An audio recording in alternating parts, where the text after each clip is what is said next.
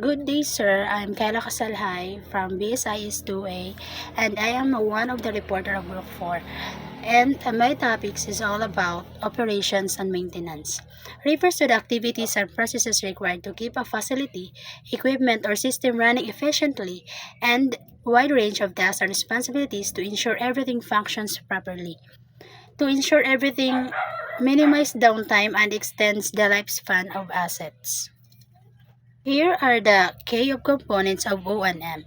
Number one is routine maintenance.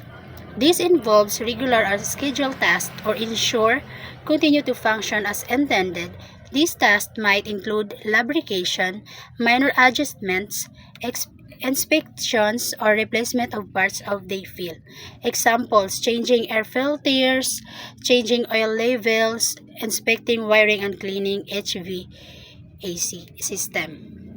Repair and replacement. This refers to addressing any malfunctions or failures of equipment and systems. Repairs restore functionally, while replacement involves swapping out worn or broken parts or even entire system. Examples: fixing a leaking pipe, replacing a faulty pump, or upgrading outdated machinery.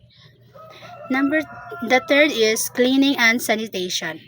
Cleaning ensures that equipment, surfaces, and facilities are free of dirt, debris, of contaminants. Sanitation focuses on maintaining hygienic conditions, especially in environments where cleanliness is critical. Examples: disinfecting surfaces, cleaning air ducts, and sanitizing kitchen or bathroom facilities. And the fourth is security and safety. Security involves measures to protect the facility, assets, and people from theft, vandalism, or unauthorized access. Safety focuses on preventing accidents, ensuring that employees and visitors are protected from hazards.